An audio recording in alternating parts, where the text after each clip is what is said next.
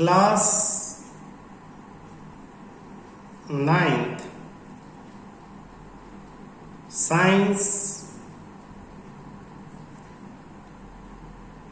Chapter 9 page number 118 topic second law of motion. देखो बेटा, इस लॉ को समझने के लिए सबसे पहले तुम्हें समझना पड़ेगा एक और टर्म को। उस टर्म को कहते हैं मोमेंटम। मोमेंटम तो मोमेंटम किसे कहेंगे? Momentum is defined as the product of mass and velocity of an object. It is defined as the product of mass and velocity of an object. It is denoted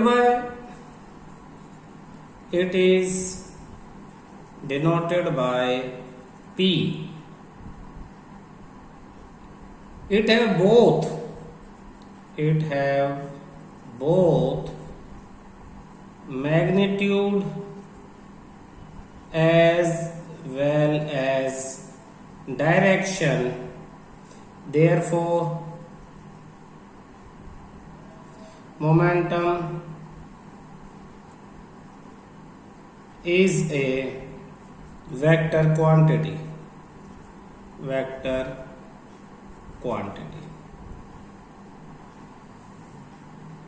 Its formula is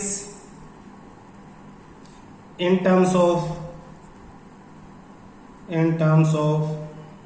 mass and velocity। Mass और velocity के term में इसका formula है momentum P equal to m into v। It's SI unit is, mass की SI unit क्या है? Mass की SI unit है किलोग्राम और वेलोसिटी की मीटर पर सेकेंड। तो it's SI unit is kilogram metre per second. Actually क्या है, जब कोई ऑब्जेक्ट मोशन में होगी यानी वेलोसिटी होगी उसमें, तो उस ऑब्जेक्ट कोई ना कोई इफेक्ट शो करेगी। वेलोसिटी बढ़ेगी तो उसका ऑब्जेक्ट का इफेक्ट भी बढ़ेगा, साथ साथ मास बढ़ेगा तो भी इफेक्ट बढ़ेगा। तो किसी ऑब्जेक्ट पे, जैसे मैं तुम्हारे ऊपर एक पत्थर ही फेंक के मारता हूं, तो डिपेंड करता है वो पत्थर तुम्हें कितनी चोट पहुंचाएगा, डिपेंड करता है उस पत्थर का मास क्या था और वो मैंने किस स्पीड से फेंका है। पत्थर का मास का मैं स्पीड बढ़ा दूंगा तो भी तुम्हें चोट बहुत ज्यादा देगा, ठीक है, या स्पीड का मैं मास बहुत ज्यादा बढ़ा दूंगा तो भी बहुत ज्यादा आपको नुकसान पहुंचाएगा वो। तो दोनों चीजें, मास एंड वेलोसिटी, दोनों का जो प्रोडक्ट है, इफेक्ट है, उसी को हमने क्या नाम दे दिया? मोमेंटम। अब इसी के बाद समझ में आएगा कि सेकंड लॉ ऑफ मोशन कहते किसे हैं। आप किसी भी ऑब्जेक्ट का या तो मास बढ़ाओगे या वेलोसिटी बढ़ाओगे। वेलोसिटी बढ़ाने के लिए भी आपको फोर्स वगैरह लगाना पड़ेगा, तो जितना फोर्स लगाओगे किसी ऑब्जेक्ट पे उसके अकॉर्डिंग ही उसकी वेलोसिटी बढ़ेगी। तो इन सब के रिलेशन को हम कैसे लिखेंगे देखना। इन सब के रिलेशन को हम लिखते हैं second law of motion. Define करते हैं इसे। The second law of motion states that the second law of motion states that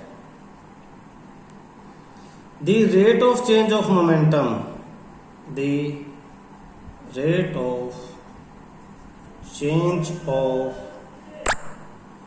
momentum of an object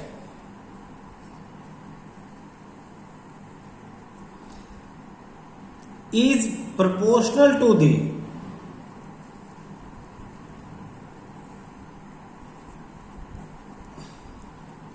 applied unbalanced force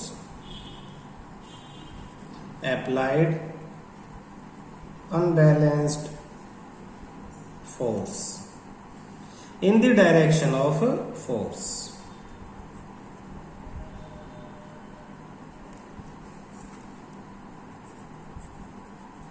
इसका मीनिंग क्या है देखना, मीनिंग भी समझेंगे हम। इसमें हमने किस किस चीज की बात की? Second law of motion state that rate of change of momentum, mathematically इस चीज को कैसे लिखते हैं? Rate of change of momentum. Change in momentum कैसे आएगा भाई? किसी भी ऑब्जेक्ट की अगर आप फोर्स लगाओगे तो उसकी वेलोसिटी में चेंज आएगा, और वेलोसिटी में चेंज आएगा तो मोमेंटम में चेंज आएगा। तो चेंज इन मोमेंटम को हम कैसे कहेंगे? इसके लिए हम समझेंगे, मान लो कि वो कोई ऑब्जेक्ट है, उसका मास m है, उसकी इनिशियल वेलोसिटी u है, फाइनल वेलोसिटी v है। इन सब चीजों को अगर हम लेट कर लें तो change in momentum late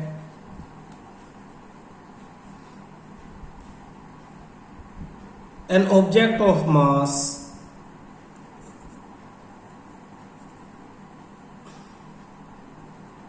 m is moving along a straight line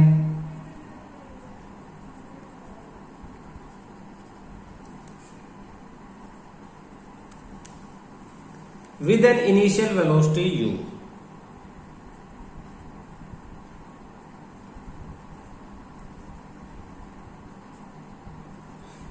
सोचो एक ऑब्जेक्ट है जिसका मास m है, मास क्या है ऑब्जेक्ट का? m, और वो एक स्ट्रेट लाइन पे मूव करती है, उसकी इनिशियल वेलोसिटी है u।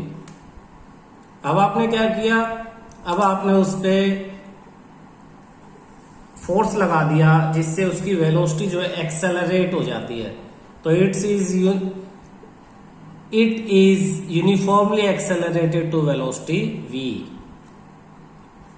It is uniformly accelerated to velocity v। कब? इन टाइम t टाइम में, by applying a force F।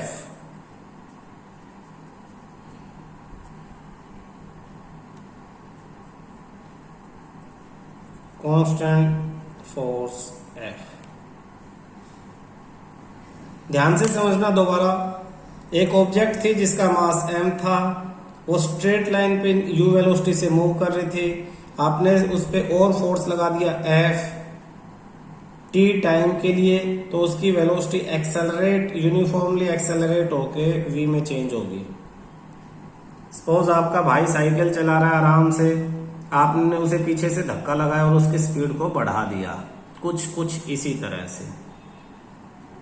Clear है? तो अब आपके पास दो चीजें आती है, एक इनिशियल मोमेंटम और एक फाइनल मोमेंटम। इनिशियल मोमेंटम जिसको PI लिखेंगे, मास इनटू इनिशियल वेलोसिटी, और फाइनल मोमेंटम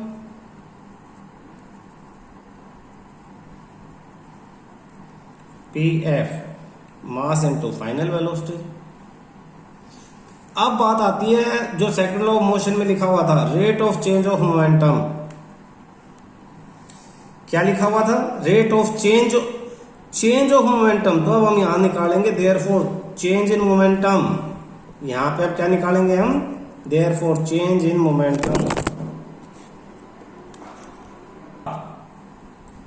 फाइनल मोमेंटम ये हो गया, इनिशियल मोमेंटम फाइनल। अब therefore change in momentum, momentum में चेंज, जिसको हम चेंज को ना फिजिक्स में ऐसे ट्रायंगल बनाते हैं चेंज, इसका मतलब होता है change P, change in momentum. तो चेंज कैसे निकलता है? हमेशा फाइनल माइनस इनिशियल। तो P2 माइनस P1। P2 की वैल्यू कितनी है? P2 यानी फाइनल, PF माइनस P1 यानी इनिशियल, PI, और फाइनल वाले की MV माइनस MU। यहाँ M कॉमन तो V माइनस U। तो ये तो आ गया चेंज इन मोमेंटम। लेकिन इसने ना जब डेफिनेशन लिखी थी तो उसमें रेट ऑफ लिखा था, रेट ऑफ चेंज ऑफ, तो जहां रेट ऑफ होता है यानी डिवाइड में टाइम भी होता है, चेंज इन टाइम, वो किसके प्रोपोर्शनल है? देखो कितना साफ साफ लिखा है, is on a proportional to applied force, force के प्रोपोर्शनल है। तो according to second law, second law के अकॉर्डिंग हम क्या लिखेंगे? Force proportional to change in momentum upon change in time.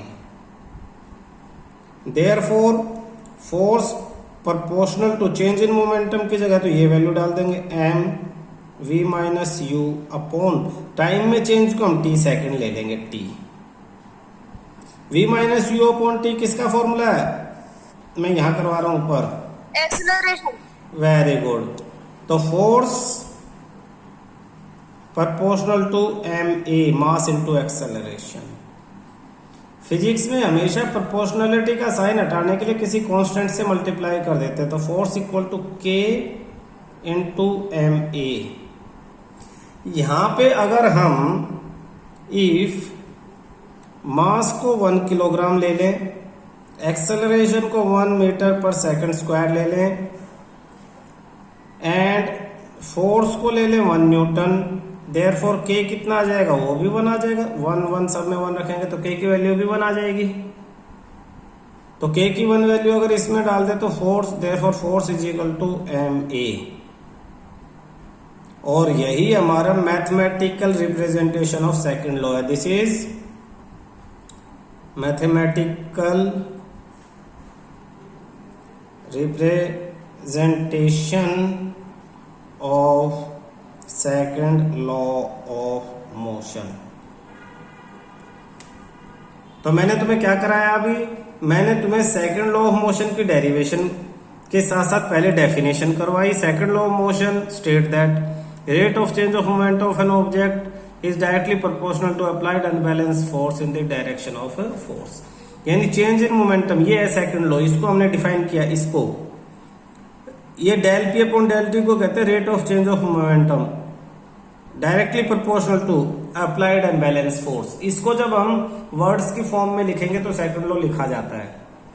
इसकी जगह फिर हमने इनकी वैल्यू डाल दी, चेंज इन मोमेंटम। तो चेंज इन मोमेंटम कैसे आएगा? Change in momentum p final minus initial. Final कैसे आएगा? mv minus mu। तो mv minus mu, m common v minus u, तो चेंज इन मोमेंटम ये आ गया अपॉन में time, v minus u upon T की जगह एक्सेलरेशन, k की जगह 1, और ये आपका डेरिवेशन कंप्लीट है। ठीक है, ये क्वेश्चन देखना बेटा, इस पे जो बनते हैं define second law of motion बनता है, define momentum, right at SI units and its formula in terms of mass and velocity. फिर क्वेश्चन बनता है इज मोमेंटम स्केलर और वेक्टर, फिर right the SI unit of momentum. ठीक है ना, फिर ये हम पूरी डेफिनेशन लिखेंगे, डेरिवेशन करेंगे। इस पे जो क्वेश्चन बनेगा वो बनेगा derive second law of motion. Second law of motion को डेराइव करो। The second law of motion is often seen in action of our everyday life. Everyday life में second law of motion बड़ा देखा जाता है। Have you noticed that while catching a fast moving cricket ball, a fielder in the ground gradually pulls his hand backward? आपने जरूर देखा होगा, जरूर आपने भी जब बॉल कैच किया है तो बॉल कैच करते हुए जो फील्डर है वो देखो बॉल को हवा में यही नहीं पकड़ता, बॉल पकड़ के अपने हाथों को पीछे भी ले जाता है साथ साथ। और जो जिन्हें कैच करना नहीं आता वो ऊपर करके कैच करते हैं, हाथ पीछे नहीं ले जाते, तो बॉल उनके हाथों पे लगती है और गिर जाती है, वो पकड़ ही नहीं पाते, उनके हाथों पर भी चोट लगती है। तो इसमें क्या फर्क है, हाथ पीछे ले जाने में क्यों जरूरी है और क्यों लोग ऐसा करते हैं, और ना करने से बॉल नुकसान कैसे पहुंचाती है, वो सेकंड लॉ ऑफ मोशन ही है। हम इसे पढ़ते हैं। While catching a fast-moving cricket ball, a fielder in the ground gradually pulls his hand backward with the moving ball. In doing so, ऐसा करके वो करेगा क्या? The fielder increase the time. Fielder time बढ़ाएगा। आपने देखो अभी अभी लॉ ऑफ मोशन में देखा है, force proportional to mv minus u upon t. अगर ये टाइम बढ़ेगा तो फोर्स कम हो जाएगा, यानी बॉल जो आपके हाथ पे फोर्स लगा रही है वो कम होगा कब, टाइम बढ़ेगा तो। किस चीज का टाइम, मोमेंटम जीरो होने का। बॉल जब हवा में थी तो उसकी अपना कोई मास और उसकी वेलोसिटी भी है। आपके हाथ में आके बॉल बिल्कुल रुक जाती है, तो बॉल का मोमेंटम जो चेंज हो रहा है, वेलोसिटी जो भी थी उससे उसकी वेलोसिटी जो जीरो आ रही है, उसके बीच में जो टाइम है, वो टाइम जितना ज्यादा आप लोगे जीरो करने में, उतना इफेक्ट आपके हाथ को कम होगा। यानी मोमेंटम को धीरे धीरे जीरो करो। Increase the time during which the high velocity of moving ball decreases to zero. Velocity zero होने में जो टाइम ले रही है उस टाइम को बढ़ाया जाता है हाथों को पीछे करके, इसीलिए जो एक्सेलरेशन है बॉल की वो कम हो जाती है, और इसीलिए जो इम्पैक्ट असर है of catching the fast moving ball वो भी कम हो जाता है। लेकिन अगर बॉल को रोका जाए अचानक, उसकी हाई वेलोसिटी को अचानक से जीरो कर दिया जाए बहुत कम टाइम में, very short time interval, the rate of change of momentum जो है बॉल का वो बहुत ज्यादा बढ़ जाएगा। इसका मतलब है कि वो बहुत ज्यादा फोर्स आपके हाथों पे अप्लाई करेगी, जिससे कि कैच करने वाले को चोट पहुंच सकती है, उसकी हथेली पे चोट लग सकती है। इन हाई जंप एथलीट्स, अच्छा ये तो एक एग्जाम्पल था। दूसरा आपने देखा होगा जो लॉन्ग जंप करते हैं वो क्या करते हैं, वो या तो कुशन बैट पे या फिर सैंड बैट मिट्टी के ऊपर जंप करते हैं। ऐसा क्यों, क्योंकि वो जंप कर रहे हैं जब वो, तो उनकी वेलोसिटी भी बहुत ज्यादा है, उनकी वेलोसिटी भी क्या है, बहुत ज्यादा है। और जब वो जाके टकराते हैं जमीन से, मिट्टी से, तो वेलोसिटी एकदम जीरो हो जाती है। तो टकराने के बाद जीरो होने तक जो टाइम है उसको बढ़ाने के लिए ही वो कुशन बैट पे या सैंड बैट पे जंप करते हैं। अगर वो सॉलिड उस पे जंप करेंगे फ्लोर पे, तो एकदम से उनकी वेलोसिटी जीरो होगी, रेट ऑफ मोमेंटम बढ़ेगा, इफेक्ट बढ़ेगा, हड्डियां टूट जाएंगी।